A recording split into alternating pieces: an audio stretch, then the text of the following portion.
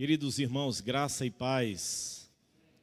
Bom estarmos nesse momento louvando ao nosso Deus, exaltando ao Deus do impossível.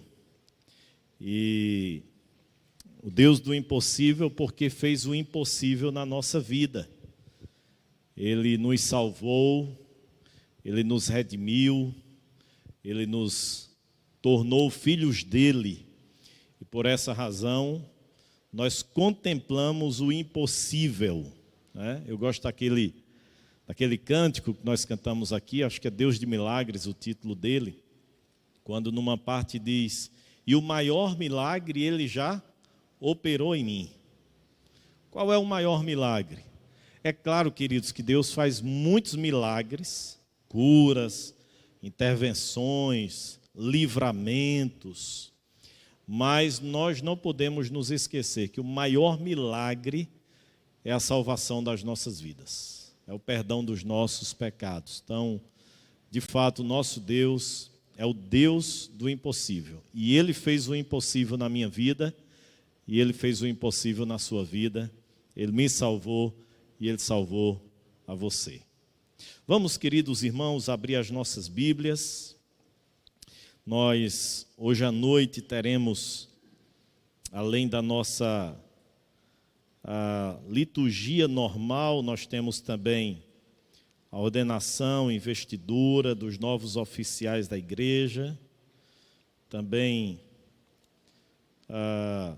momento de gratidão pelos irmãos que terminaram seus mandatos.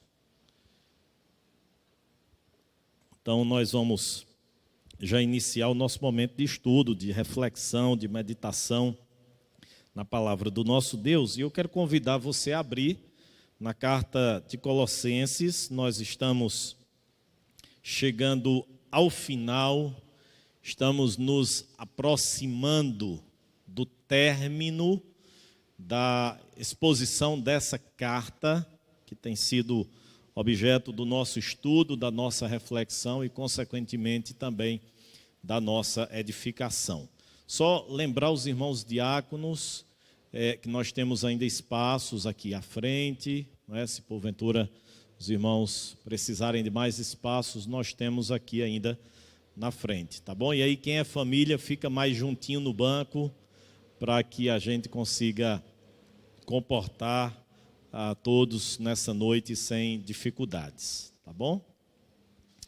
Colossenses capítulo de número 4, eu quero chamar a atenção dos irmãos para os versículos 2 a 6. 2 a 6 serão o nosso objeto do nosso estudo hoje à noite. Todos os irmãos encontraram? Vamos ler juntos, a uma só voz, vamos lá?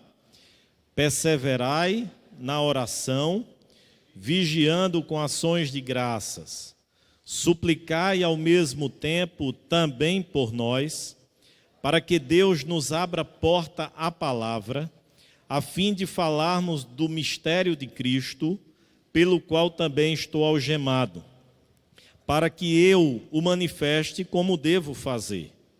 Portai-vos com sabedoria para com os que são de fora, aproveitai as oportunidades. A vossa palavra seja sempre agradável, temperada com sal, para saberdes como deveis responder a cada um. Amém, queridos? Vamos orar mais uma vez, pedir a bênção do Senhor para as nossas vidas. Deus amado, nós queremos te louvar, te agradecer por esse momento aqui juntos, com os teus filhos de forma presencial, mas outros que nos acompanham em seus lares, pelas nossas redes sociais, que de igual forma o Senhor nos abençoe nessa noite, o Senhor nos edifique através da tua palavra, o Senhor alimente-nos, pois nós carecemos e precisamos ouvir a tua voz. Perdoa também, ó Deus, os nossos pecados, nos ajuda. E especialmente, ó Deus, supre as minhas limitações, as minhas debilidades, que o Senhor esteja com o teu Santo Espírito, capacitando-me para que eu possa comunicar a tua palavra com fidelidade nessa noite, em nome de Jesus. Amém. Amém. Queridos, eu quero hoje à noite meditar com vocês sobre o tema deveres cristãos. Deveres cristãos é o tema da nossa meditação nessa noite. Quando nós olhamos o capítulo 4 e essa parte que nós acabamos de ler, ela não pode estar desconectada do que Paulo falou no início do capítulo 4 e durante todo o capítulo 3. Porque, como eu mencionei para os irmãos, Paulo, no capítulo 1 e no capítulo de número 2, mostra para a gente a supremacia da obra e da pessoa de Cristo Jesus. Diante da presença de falsos mestres que estavam tentando introduzir um falso ensino na igreja de Colossos, Paulo refuta, mostrando que não era necessário acrescentar absolutamente nada à obra de Cristo Jesus. Crer em Jesus era suficiente para que o indivíduo, que o pecador, pudesse desfrutar do perdão de Deus e da salvação. E Paulo então faz isso nos capítulos 1 e 2, mas quando chega no capítulo de número 3 e 4, Paulo faz uma espécie de aplicação. Paulo vai mostrar que estar unido a Cristo, estar conectado a Cristo, que é o tema do capítulo 3, versículo 1 até o 4, se vocês estão unidos a Cristo pela sua morte e ressurreição, há uma maneira, há uma forma de se comportar, há uma maneira de se agir onde quer que esteja inserido.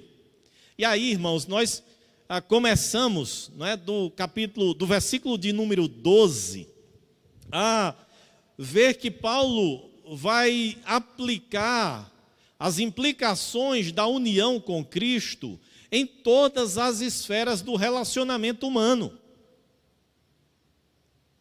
Do versículo de número 12 ao 17, nós vimos Paulo dizendo, olha, nos relacionamentos interpessoais com qualquer pessoa, essas virtudes precisam ser praticadas. Essas virtudes precisam ser evidenciadas. Do versículo de número 18 ao versículo de número 21, nós vimos que Paulo aplicou a união com Cristo ao relacionamento familiar. Marido, amem suas esposas, esposas sejam submissas aos vossos maridos, pais, não irritem os seus filhos, filhos, obedeçam em tudo aos vossos pais. E do versículo de número 22 até o versículo 1 do capítulo 4, Paulo trabalhou sobre as implicações da união com Cristo num contexto trabalhista, social. Servos, trabalhem com dignidade, com honestidade, não apenas sob a vista do Senhor, mas mesmo quando o seu Senhor estiver ausente, o faça para Cristo, é que vocês estão servindo. Da mesma forma, Paulo dirige uma palavra aos senhores. Senhores, tratem os escravos, os servos de vocês com justiça, com equidade. Mas agora, queridos, nesses versículos que nós acabamos de ler, Paulo trata sobre deveres cristãos que estão relacionados a qualquer área da vida. E aí, há alguns que entendem que Paulo, inclusive, está falando sobre deveres eclesiásticos. Deveres conectados ou ligados à vida da igreja, à vida congregacional.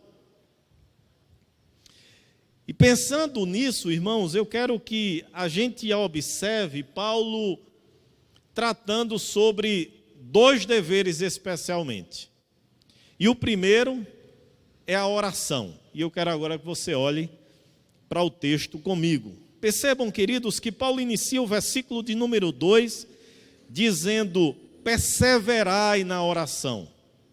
Ou dediquem-se à oração. O tema central de Paulo aqui é a oração. A oração, na percepção de Paulo, é um dever cristão, é uma obrigação de todos os crentes. E há uma frase, queridos, de William Hendricks, quando ele comentando esse versículo, definindo muito bem o que é oração, e ele diz assim: a oração é a expressão mais importante da nova vida. Percebam bem, irmãos. A oração é a expressão mais importante da nova vida. Como tal, é o meio de se obter para nós mesmos e para os outros a satisfação das necessidades, tanto físicas como espirituais. Eis a razão pela qual o Senhor Jesus, quando ensinou sobre oração, ele disse: peçam ao Pai perdão pelos pecados cometidos, mas peçam ao Pai também proteção e provisão, pão. O pão nosso de cada dia, dá-nos hoje. A oração, como diz Hendricks, é esse instrumento que faz com que haja o suprimento das necessidades tanto nossas como dos outros, tanto materiais como espirituais. E Hendricks continua: é também uma arma divinamente designada contra os ataques sinistros do diabo e seus anjos, o veículo de confissão de pecados e um instrumento através do qual a alma agradecida oferece sua adoração espontânea diante do trono das alturas. Então percebam, queridos, que na percepção de Paulo, a oração tem todos esses ingredientes: suprimento das necessidades materiais e físicas, e esse suprimento não apenas das nossas, mas dos outros também. É um instrumento pelo qual o crente é fortalecido perante as ciladas e artimanhas do diabo. É também um instrumento pelo qual confessamos os nossos pecados e expressamos gratidão a Deus por aquilo que Ele tem nos dado e tem feito em nossas vidas. Mas como é que Paulo desenvolve a sua argumentação sobre oração? Observem comigo que Paulo nos mostra, queridos, pelo menos 3 características da oração. Primeiro, ela é perseverante. Diz aí o apóstolo Paulo: perseverai na oração, ou dediquem-se na oração. Perseverança, queridos, significa não desanimar quando um pedido é feito e a resposta não vem imediatamente. Isso é alguém perseverante.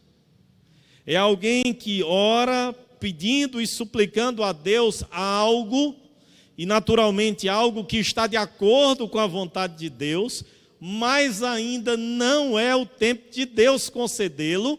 No entanto, isso não invalida a sua súplica, a sua petição permanentemente. Daí eu me recordo do exemplo da mãe de Agostinho de Hipona, Dona Susana,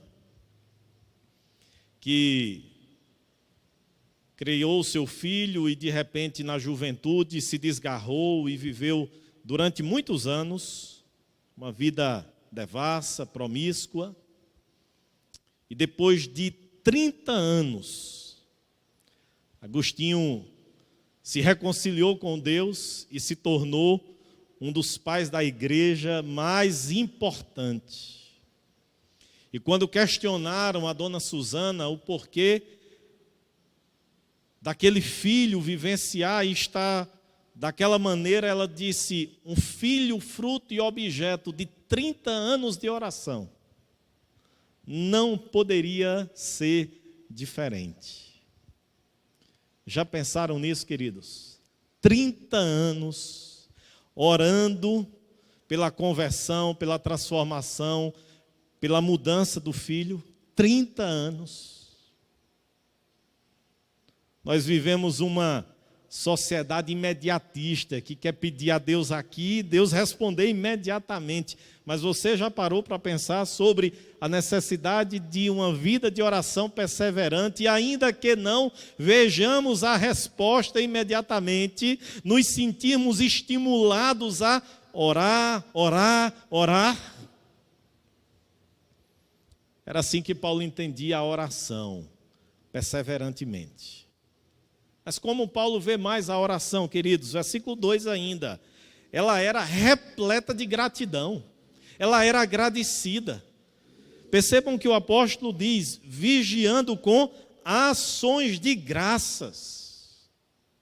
Perseverai na oração, vigiando com ações de graças. E aqui o que é mais desafiador refletir, queridos, é que Paulo estava preso. Paulo estava em cadeias. Era uma prisão domiciliar, sim, mas ali havia a guarda romana que protegia e guardava, de modo que Paulo, que era o bandeirante do evangelho, pregador do evangelho, não podia se deslocar, estava ali com a sua liberdade cerceada.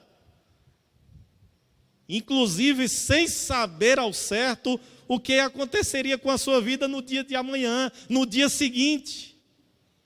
E ainda assim, como é que Paulo diz que a oração tem que ser? Com gratidão. Nós sabemos, queridos, que Colossenses foi escrita juntamente ou na mesma época, no mesmo período que Filemon, que Efésios e Filipenses. E Filipenses nada mais é do que a carta da alegria. Percebem como é algo extremamente desafiador experimentar alegria, mesmo quando humanamente as coisas não andam como nós queremos? E orar agradecendo a Deus? A oração, na percepção de Paulo, ela era perseverante, ela era agradecida, mas ela era também, queridos irmãos, intercessora. Ou poderíamos até, de forma sinônima, dizer altruísta. Porque percebam o que é que Paulo diz agora no versículo de número 3.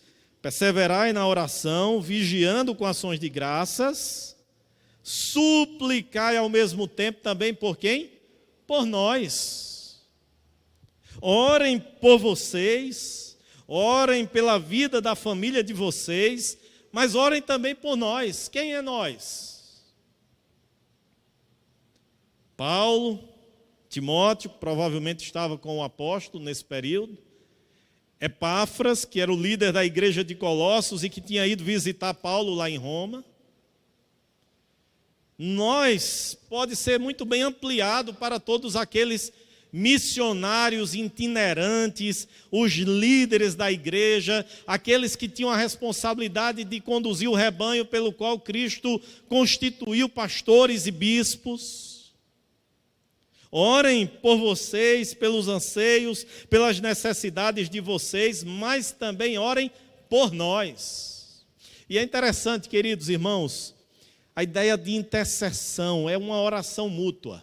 Eu queria que você olhasse comigo, volta um pouquinho aí a página da sua Bíblia.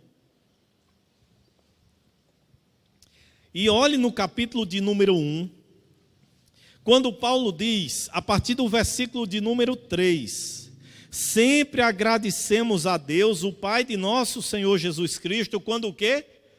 Oramos por vocês. Versículo de número 9. Por essa razão, desde o dia em que o ouvimos, não deixamos de orar por vocês. O que é que Paulo fazia na prisão, irmãos? Orava pela igreja do Senhor. Orava pela igreja de Colossos, orava pela igreja de Filipos, orava pela igreja de Éfeso, orava pela vida de Onésimo, de Filemon.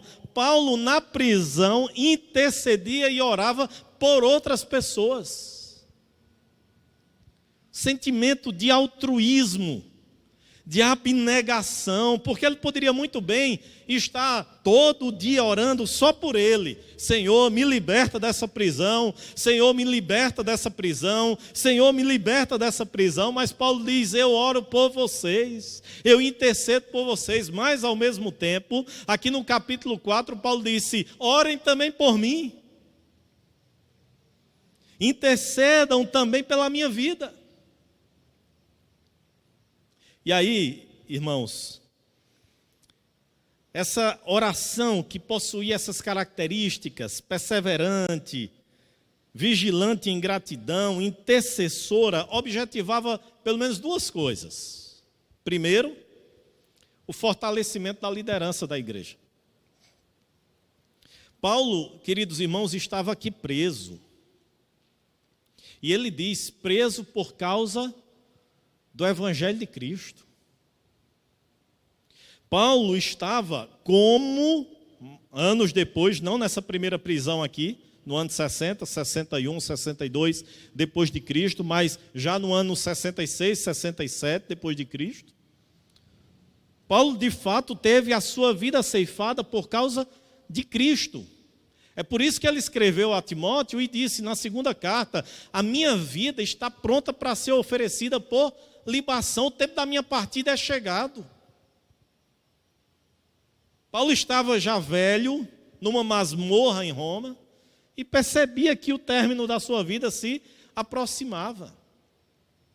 Mas enfrentar a prisão por causa do nome de Cristo significava uma atitude de abnegação, e ele precisava que a igreja orasse por ele, para que Deus fortalecesse ele, para que Deus fortalecesse Timóteo, para que Deus fortalecesse Epáfras. O reverendo Augusto Nicodemos, ele diz assim, feliz é o líder que tem uma igreja que ora por ele, que o põe constantemente diante de Deus em oração. Temos de nos perguntar sempre se os nossos líderes estão em nossa lista de oração ou se quando oramos apenas pedimos o que nos interessa. Você ora pela minha vida? Você ora pela vida dos irmãos presbíteros? Você ora pela vida dos irmãos diáconos? Você ora pela vida dos nossos missionários? Você ora pela vida dos nossos líderes das sociedades e ministérios? Paulo entendia que essa oração perseverante, agradecida, altruísta, intercessora, fortalecia a liderança da igreja. Mas havia um segundo objetivo dessa oração, a expansão do reino de Deus. Vejam o versículo de número 3 ainda, o que é que diz Paulo? Orem também por nós, para que nos abra a palavra, Deus nos abra a palavra, a fim de falarmos do mistério de Cristo, pelo qual também estou algemado, para que eu o manifeste como devo fazer.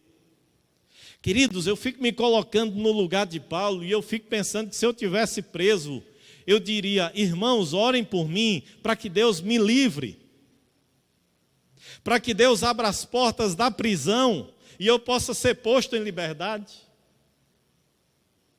Mas não é isso que Paulo faz. Paulo ora não para que as portas da prisão fossem abertas. Paulo ora para que o Senhor desse a ele oportunidade de pregar o nome de Cristo.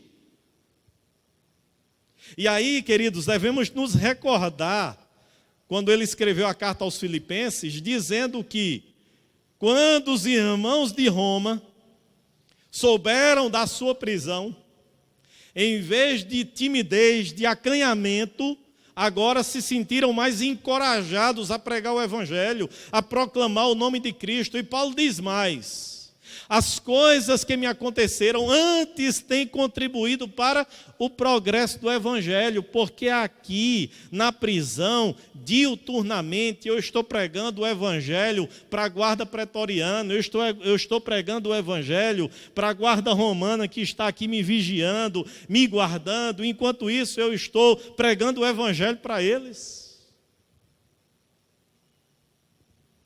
Paulo não tem em vista, e ele disse isso, não tenha em vista cada um que é propriamente seu.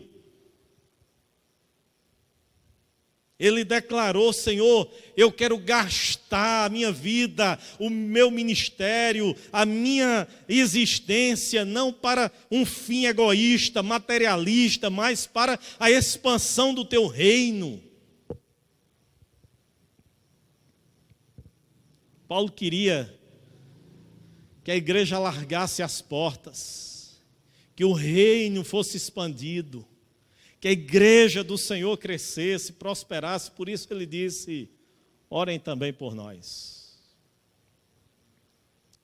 Queridos, como tem sido a nossa vida de oração? Charles Spurgeon dizia que 10 minutos orando é melhor do que um ano inteiro murmurando. 10 minutos orando é melhor do que um ano inteiro murmurando. Vamos parar de murmurar, vamos parar de reclamar, vamos parar de fazer aquilo, irmãos, que não edifica, que não acrescenta a nossa vida. Vamos orar. E aí os pedidos são inúmeros em várias áreas. Às vezes é a restauração de um casamento, às vezes é a conversão de um filho, às vezes é a conversão de um cônjuge, às vezes é a libertação de um problema financeiro, econômico, que se arrasta durante anos. Às vezes é uma enfermidade da nossa própria alma, do nosso próprio coração. Em vez de murmurar, em vez de azedar a nossa vida e a daqueles que estão ao nosso redor, vamos orar. E vamos orar, queridos, com gratidão. Com gratidão por tudo aquilo que Deus tem feito nas nossas vidas e continuará fazendo. 2020 está difícil para você. Pandemia veio acrescentar problemas, preocupações, tristezas à sua vida. Ore, ore, ore e agradeça. Agradeça, porque se eu e você estamos hoje à noite aqui, é porque Deus tem preservado a minha vida e a sua vida, e nesse preservar há sempre um propósito para glorificar o nome dEle. Qual o conteúdo da nossa oração, queridos? Nós mesmos? Abençoa o meu trabalho, abençoa os meus filhos, abençoa o meu cônjuge, abençoa o meu comércio, abençoa a minha empresa, abençoa a minha saúde. Qual é o pronome que nós temos usado? Ou nós temos orado em prol do reino de Deus, do crescimento, do avanço da igreja do Senhor Jesus? Mas há um segundo dever, queridos, que Paulo ressalta aqui.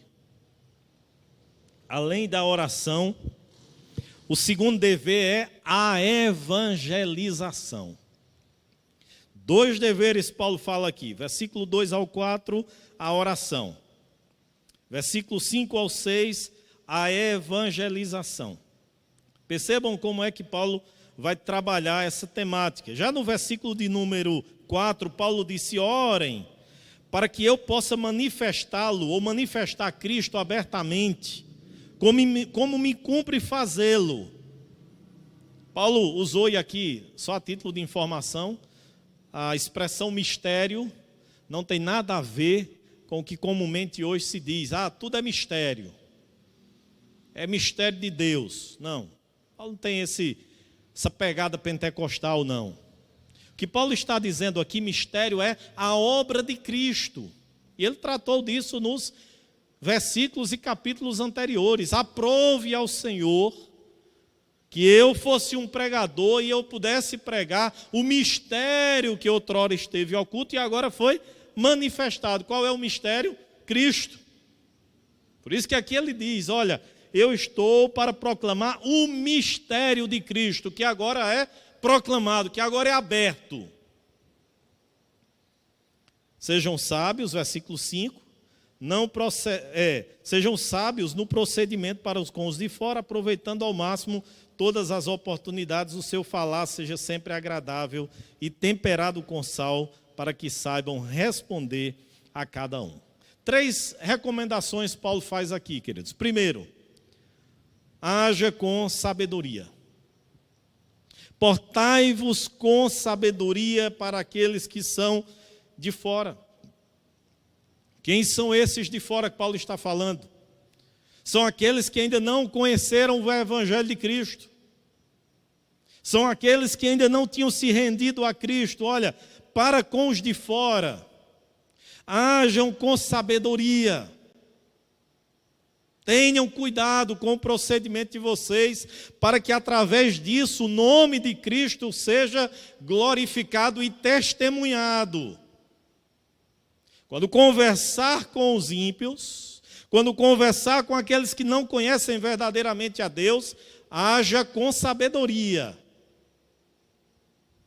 Haja com sabedoria. Segundo, aproveite as oportunidades. O que é que significa essa ideia de oportunidade? William Hendricks faz uma ponderação interessante, queridos.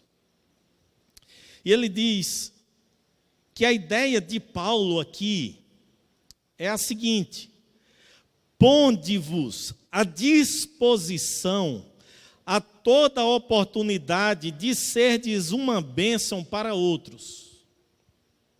Hendricks diz que Paulo não está aqui trazendo aquela ideia de quando surgir uma oportunidade, aproveite.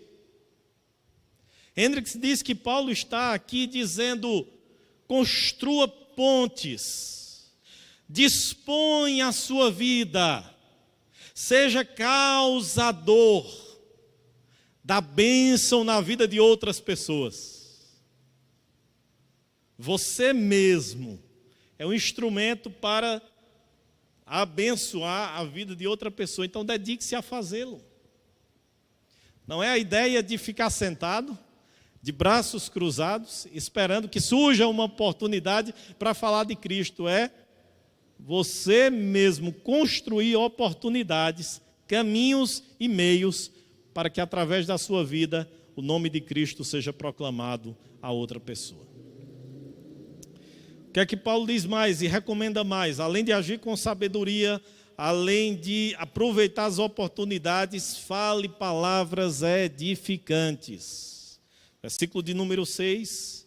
A vossa palavra seja sempre agradável, temperada com sal, para saberdes como deveis responder a cada um. Aqui a ideia de Paulo, queridos, é necessário não apenas criar oportunidades, mas quando essas oportunidades estiverem à disposição, usá-las com palavras sábias, edificantes, abençoadoras, temperadas com sal. Interessante, queridos, que o apóstolo Paulo, durante as suas cartas, não apenas nessa, mas escrevendo aos Efésios, ele falou sobre isso. O próprio Tiago, na sua carta, também falou sobre isso, sobre o poder das nossas palavras. Sobre a maneira como nós nos portamos nos nossos relacionamentos e aquilo que nós proferimos, aquilo que nós falamos. E Paulo está dizendo, nessas oportunidades, pregue o Evangelho, seja sábio, seja edificante, seja abençoador. Inclusive, queridos, diga-se de passagem, até mesmo na refutação do engano, até mesmo na refutação do falso ensino, proceda de forma sábia, proceda de maneira temperante, proceda de maneira que o nome de Cristo e a verdade de Cristo seja defendida e ensinada. Essa, queridos irmãos, é a ideia do apóstolo Paulo quando ele disse, fale palavras edificantes. Há um livro, irmãos, antigo, inclusive na época da minha formação, nós não adquirimos o próprio livro, tivemos que xerocar, porque a edição estava esgotada, mas a Editora Vida Nova republicou. E é um livro de um conteúdo fantástico. Amizade, chave para a evangelização. E o que o autor desse livro trabalha é basicamente isso que Paulo nos ensina e nos mostra aqui quando fala sobre as oportunidades para a pregação e a evangelização. Percebem que aqui Paulo está falando sobre evangelização? Mas percebem que Paulo não está falando sobre cruzadas? Percebem que Paulo não está falando sobre megas eventos? Percebe que Paulo não está falando sobre cultos campais, conquanto essas coisas possam acontecer e elas contribuem e cooperam para a propagação do evangelho, mas percebem que Paulo não está falando sobre distribuir folheto de casa em casa? Percebem como Paulo não está falando sobre convidar pessoas para um evento na igreja? Paulo está falando sobre o dia a dia, sobre relacionamentos. Porque é nesse contexto que nós ou testemunhamos positivamente de Cristo, ou nós não damos testemunho. E muitas vezes nós ocultamos a incapacidade nossa de falar de Cristo para um amigo, para um familiar, para um colega de trabalho, porque nós não temos comportamento e vida cristã. E terceirizamos. Quando a igreja fizer um evento, eu convido. Quando tiver uma cruzada, eu levo a pessoa lá. Quando fizer um chá de mulheres. Quando tiver uma programação da UPH, que a gente traga um palestrante neutro, falar sobre outro assunto, aí a gente aproveita. Na igreja fizer algum culto no meio da rua.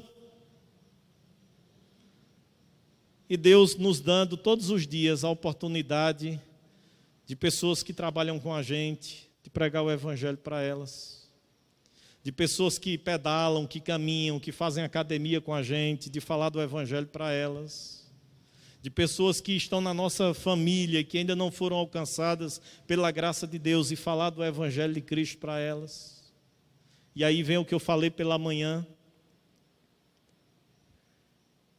Viva e pregue o evangelho.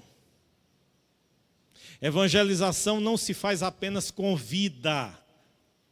Testemunho é, sim, olhar e a pessoa perceber Cristo em nós.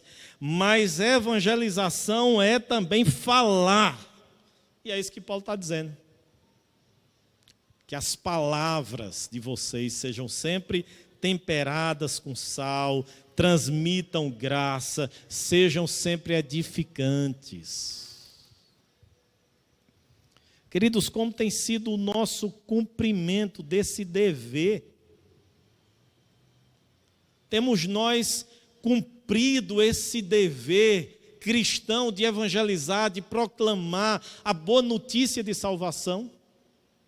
E é interessante quando as pessoas dizem assim, notícia ruim corre logo. Não é verdade? Notícia ruim se espalha com muita facilidade. E nós temos uma notícia boa, porque nós somos ávidos para espalhar notícias ruins e tímidos, covardes, acanhados, para espalhar a melhor notícia da face da terra, que Deus se fez homem, morreu no meu lugar, morreu no seu lugar, para nos dar vida eterna. Percebem, queridos, que nós temos a melhor notícia e nós não a proclamamos, nós a ocultamos.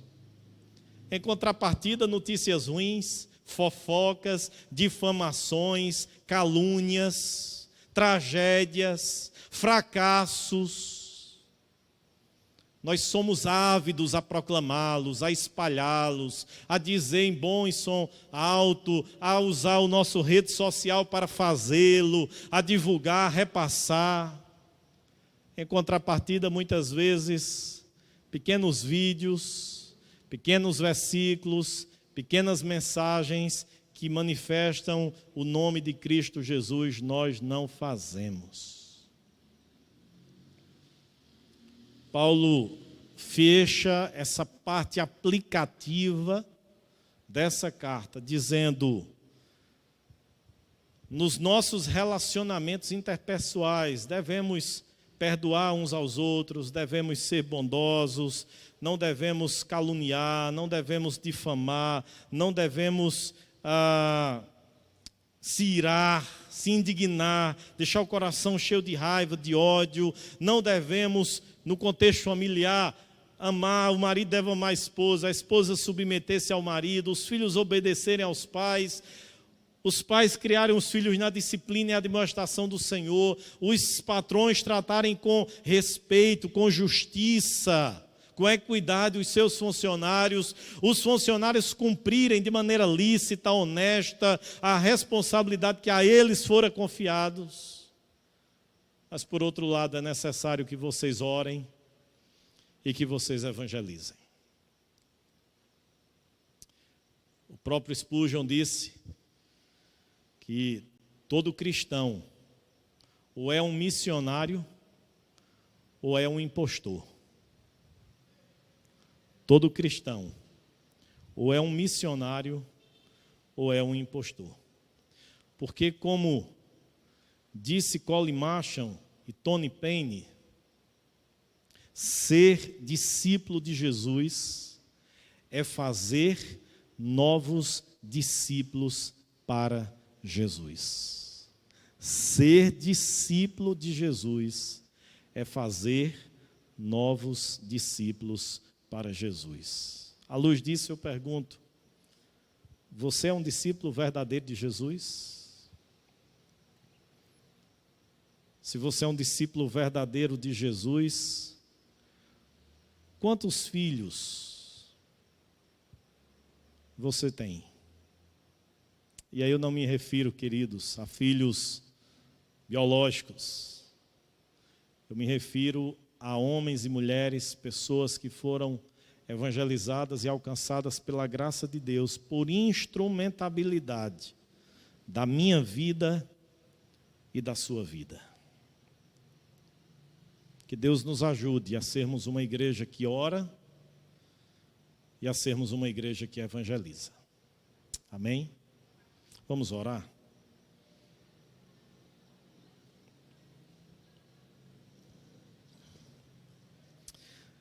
Senhor Deus, nós te damos graças pela tua palavra, porque ela sempre confronta, ela sempre desafia, ela sempre admoesta o nosso coração, o nosso viver. Mas ela também sempre traz encorajamento, conforto para as nossas vidas. E nessa noite, ó Deus, nós, ao ouvirmos a tua palavra, nos sentimos desafiados a sermos homens e mulheres de oração e a nos envolvermos com a tarefa belíssima da evangelização do mundo. Como disse o reverendo Ronaldo Lindório, missões se faz do outro lado da rua e do outro lado do mundo. Nos ajuda, Senhor, a fazermos e cumprirmos e sermos participantes da missão do Senhor, da Missio Dei, e a proclamarmos o teu nome onde nós estivermos inseridos, no ambiente familiar, entre o trabalho, entre o lazer, onde o Senhor nos conduzir, que sejamos instrumentos para propagação e testemunho do Senhor. Abençoa a tua igreja e fortalece. Nós te pedimos em nome de Jesus. Amém. Amém.